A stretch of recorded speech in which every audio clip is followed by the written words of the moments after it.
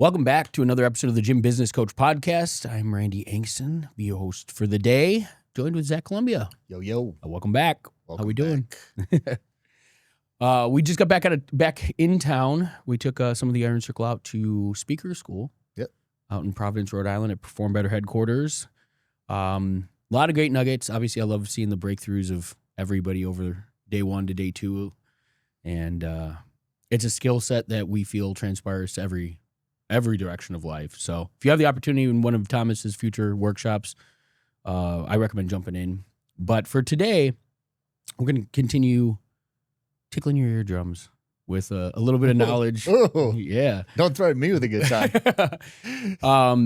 Have you ever been in a situation where you just don't see things, maybe the emotions of what you're doing or just being too close to the problem kind of clouds your judgment? That's what we're going to dive in today and kind of dissect some of this. And Zach and I were having a conversation. I'll let you kind of lead with it, but we're big believers that quite often, running a business, you're too close to the problem and you don't see opportunity or errors or things like that because you're in it. You're doing it every day, and sometimes you need an objective eye to look at the business and see those opportunities, see those areas for improvement, and so forth. But why don't you start us off kind of laying the foundation for today's episode? Yeah, well, I would just let's paint the picture of this. So if you're a gym owner, you have competitors. There's probably within 5 miles at least one gym close to you. I want you to imagine you're a secret shopper. They don't know you. You walk into their business and you pretend to be a customer. You're interested in working out and becoming a client of their gym. Well, what are you going to do? You're naturally going to search for faults. You're going to search for things that you do better, that you pick up on in their gym. So maybe, you're getting a tour and you're walking around and you see trainer over there in the corner and they're not paying attention to the client the way that you think that they should. And then maybe you look across and you see another coach and that coach is letting a client get away with poor form. Maybe as they take you around, you're looking down, you notice there's a cobweb in the corner. There's, some scuffs on the wall, and you go into the bathroom and the bathroom's not spick and span, and you sit down and they take you through a consultation, and you're going through a kind of role play on a consultation, and you're picking up things that you're like, oh, they shouldn't say that. I say it this way in my conversations. And if you were a client, if you went through the whole entire journey and you became a client and you signed up and they're nurturing you and you're coming in for your first session, all these things, you're going to be analyzing and you're going to be looking at and you're going to be comparing yourself, but you're going to be searching for the things that they're not doing correctly that you do better. And I would say that if you and I went into their business, how many things would we pick up on that they're not doing well? Yeah. There's power in kind of a secret shopper. Yeah, big time. I've had the conversation with our coaching clients. Yeah. And so I would say that's the benefit of having a coach. Yeah. Right. Is somebody that's not so close to the situation, that is coming in and looking at things objectively. But if you're if you as the gym owner or that secret shopper, you're going into somebody else's business, you're going to pick things apart, and but you're probably, as many things as you pick up on in that person's business, we could pick up in your business. You just don't see them. Sure. You've got tunnel vision. Everybody sees things through a different lens. I mean, I remember there were times when I was the director here all the time. It was actually like every single week. Tim would come in on Tuesdays to record, and he would be like, that needs fixed or that needs cleaned or whatever. And he would pick things apart, man. And they were things that I didn't see at all in the gym. Because I was coming in and I was like, I had, I got to call this person. I got to talk to this member. I have tunnel vision. I'm focused on the things that I have to do. He's coming in and he's going, okay, this is my business. I'm a customer walking in here. What needs to happen? And that was the perspective he had all the time. Yeah. However, he would do that when he first got here. Then what would happen is I would give him the mail. And he would get the mail, and you know where this is going. That's why you're laughing. Yep. He would get the mail. He would open the mail, and then he would just like drop it on the counter and then like walk out and leave the gym for the day. And he just like left all the junk mail just laying out in the middle. So if he had walked in and seen that, he would have been like, Zach, what is this? Why is this out of place? What's going on? This needs to be, put in its right place. Yeah. But now he's out of that mindset and he's in a different mode and he's thinking about different things. He's probably like, I got to get out of here and go get on a call or whatever. And so his mind is in a different place. And so he drops the mail and he's out instead of throwing it away or whatever.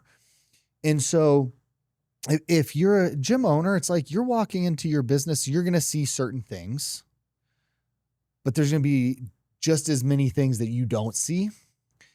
And I'm using the example of, a cobweb, a trainer not picking up on form or those types of things. But how about from a business standpoint?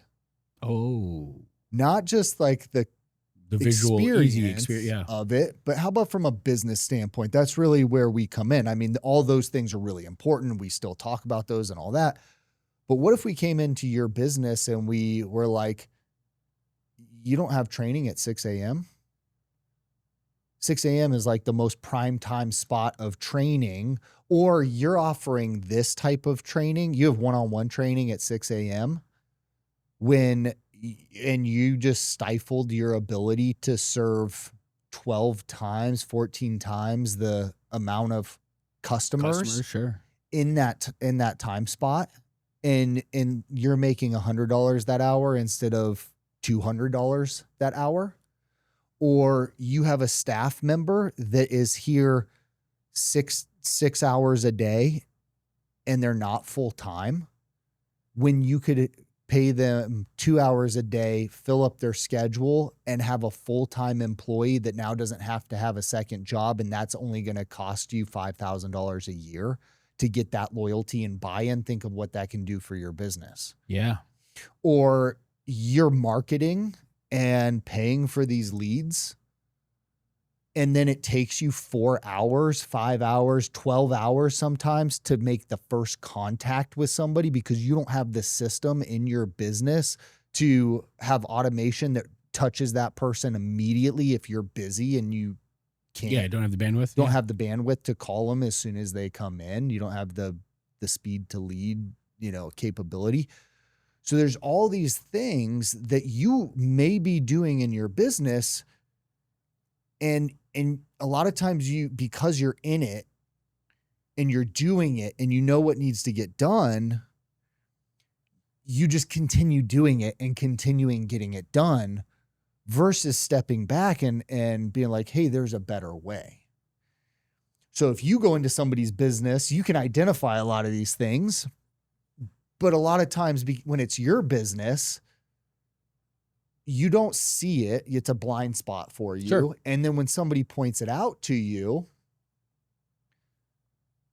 I think the first initial reaction is a little bit of, pushback because you've just been doing it and getting it done for so long. That's how we do things around here. That's how we do things around here. But then when you take a step back and you look at it, objectively instead of subjectively, you go, there is probably a better way. And then when you see what that can do for you, you're like, yeah, that is a priority of something that we need to fix in our and I think business. some of that, like that initial pushback, is that emotional reaction, right? Nobody likes being called out, or nobody likes being necessarily. I don't know if wrong's the right word there, but nobody likes being recognized for the things that they could be doing better. And I think that emotionally, being a gym owner where right, wrong, or indifferent, right, people treat this like their baby, you have to have or an objective eye on your own business. You have to be able to create the gap to step away, to look at it and look at the whole picture, not just the quality of the experience on the floor, but are there other opportunities within my business that I'm leaving on the table? And it could be everything from schedule to price point to billing frequency. Success leaves clues. And when this industry is we lock on things so hard. So much of this industry is being done in a way that was created 30 years ago when training started to really, take off. And if we're not constantly stepping back and looking at what the opportunity is to make progressive change that will help the business succeed for the future and future pace it, maybe even, you're going to end up either hitting those glass ceilings or losing clients, or sometimes you're leaving money on the table that you don't even realize is there because you haven't created a system or an opportunity to address some of those things. So I can't remember the coach, but years ago, somebody that we were working with used the analogy that you don't repair a car while driving it. And that one really hits me, especially in this situation, because you're walking in your business every day and you're driving that car. And, the check engine light might be on, or you might need fuel, or all of these things. But if you don't see it, if you can't identify it, if you aren't aware of it because you're so close to the problem, all of those things will continue or will never get addressed, will never get optimized. And you're going to end up they will affect the business. They will affect the potential and where you could take this thing if you don't have the opportunity to. Maybe it's bringing in a coach, maybe it's bringing in a secret shopper, maybe it's or maybe it's stepping out of your business for a couple of weeks and then coming back and really looking at all of those things to identify areas of opportunity. But we don't create that type of opportunity for ourselves in our businesses, I think. Man, okay. So you made so many great points. I think that how did you say it? You said nobody likes to be recognized for the things that they're doing wrong. Sure. A really great way of putting things. Softly. I'm pocketing that. But it's so true. Like, the more effort you put into something, even if it's not getting you anywhere, the harder it is to make a change. Sure. Oh yeah. Because it's like you and Tim did a episode. It's been a few weeks back now, but it was about the sunken cost, right? Like, you can't have a Dave Ramsey attitude. I think it's the same episode. I might be merging a couple together, but the idea was hey, you already have this sunk cost in this business. It's I'm already so far in, it's too hard for me to pivot. Yeah. And a lot of times when you've been doing something the same way and putting in so much effort to keep that engine running, it's hard to then shift to doing it a different way. Yeah. Big time. But what you don't realize is years ago, I had a Jeep. I loved this Jeep, man. And it somehow got a crack in the head. It started leaking radiator fluid. It's a Jeep. Not Jeep, shocked right? about that, but It's a Jeep. It's still cool. I love it. It was a diesel Jeep. That's why I loved it so much. But it started leaking radiator fluid and I couldn't find the crack. And so it's I would drive it every day and then I'd have to fill it up with radiator fluid after going 70 miles, 100 miles. And it's I just kept doing that over and over and over again. And it's this problem isn't getting solved. I just have to do that as a maintenance thing. And how long can you really do that? Sure. For? And the same thing applies in your business. It's if you just keep patching the holes and putting out the fires and all that, you're never going to solve the problem. But I think that in this case where that analogy kind of breaks down is you have to know what the problems even are in the business. And sometimes you get so used to putting out the fires and grinding and just doing the thing that you don't look at it as a problem. You just look at it as like a way of doing business. Good point. When somebody else can come in, like if I didn't know, right? If I'm not a mechanic and I'm just driving, why is this thing leaking radiator fluid? I have no idea. I just have to keep pouring it in. And you go talk to a mechanic, and the mechanic's like, hey, you have a cracked head.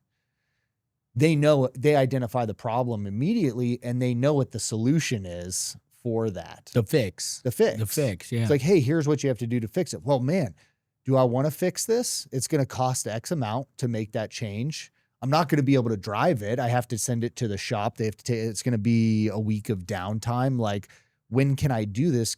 Do I do it now? What happens if I don't do it? Like, what happens if I just keep doing what I'm doing? There's all these scenarios that you have to go through to decide, like, okay, is this worth it or not worth it? And so, but that would be where the professional would come in and say, hey, if you don't fix this, here's what's going to happen. So I can't make the decision for you, but here's what other problems this is causing in your business. And if you fix it, those problems go away. Yeah. So is it worth that temporary pain, or is you do it now? I like the term. I've always said, we choose our hard. It's hard going in every day and having to put out the fires. You don't necessarily realize it's hard because it becomes part of the game type of thing, part of what you do on a daily basis. But then you could also look at, the changes they have to make as a different kind of hard. Right. And you said it really well, right? Is it a temporary pain point to fix these problems for the future? Or am I okay taking those problems and just continuing down the path? And I think that's what a coach or a mentor, or even networking with other gym owners and seeing how others are doing it, the community component, right? Just being able to talk to other people who are in this industry doing things well. That's where those things come to light. They show you the path down this, or they show you the opportunities down this path versus this path.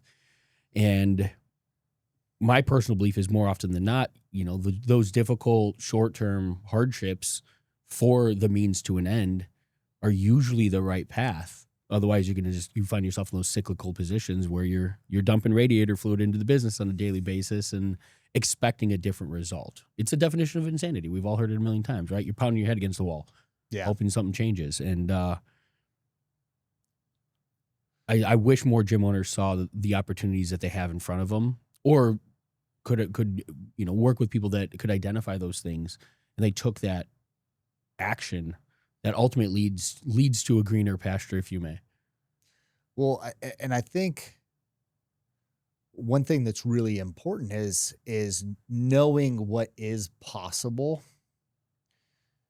Because if you know what's possible, then you can back into it to say, like, well, why am I not at that level? Sure. Like, why, if this is what's possible, what's out there, and I'm here, something needs to happen in order for me to get to that level. And usually it's not just work harder, because gym owners are really hardworking, willing to do the work. They're willing to do the work.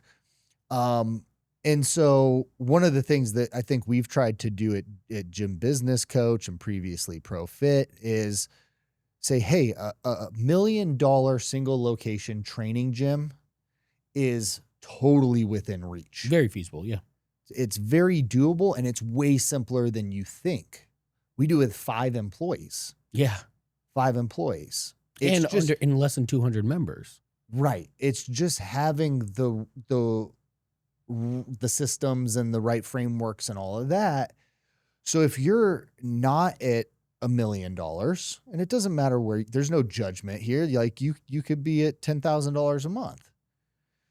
But if you're at $10,000 a month, you are stuck in that tunnel vision, and you don't, if we walked into your business, we would go, okay, here are the things that we need to do right now to get you to 30,000 a month.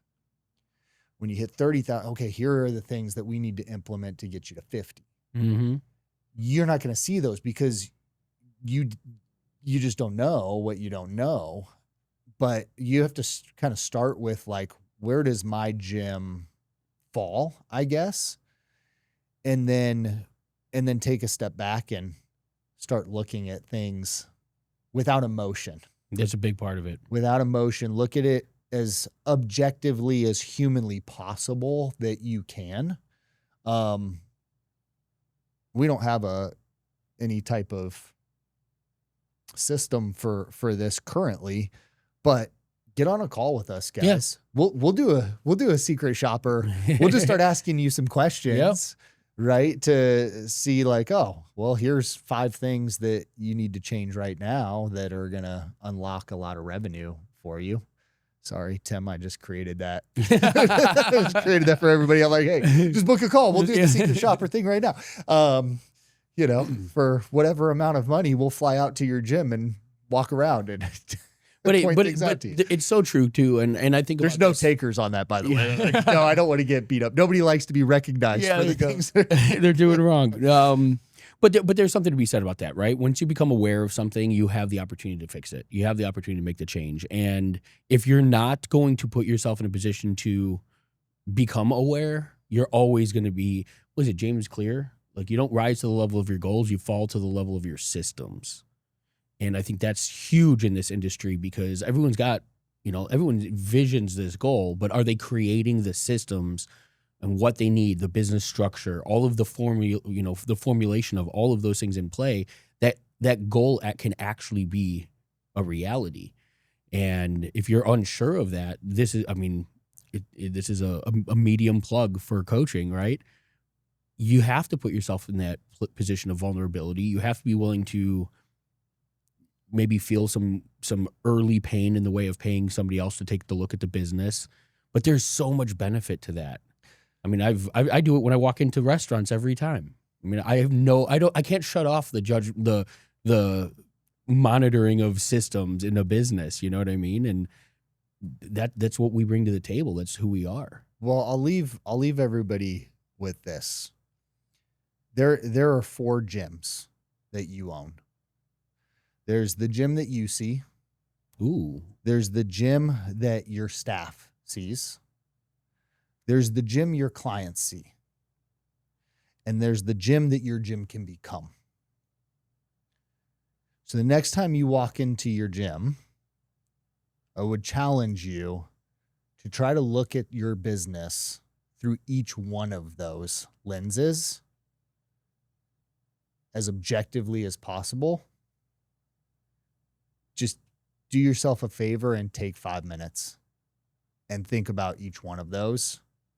See what you come up with. Wow. Well, I don't think there's anything that could be said after that. I think that mic drop moment there. Guys, it's our mission. I mean, obviously, we've got this podcast. I don't even know. What is this? Episode 730 something, maybe? Close. Oh, there we go. No, look at that. Yeah. No big deal. I just knew. We give these things away to you guys each and every week because we do believe in the gym that your gym can become.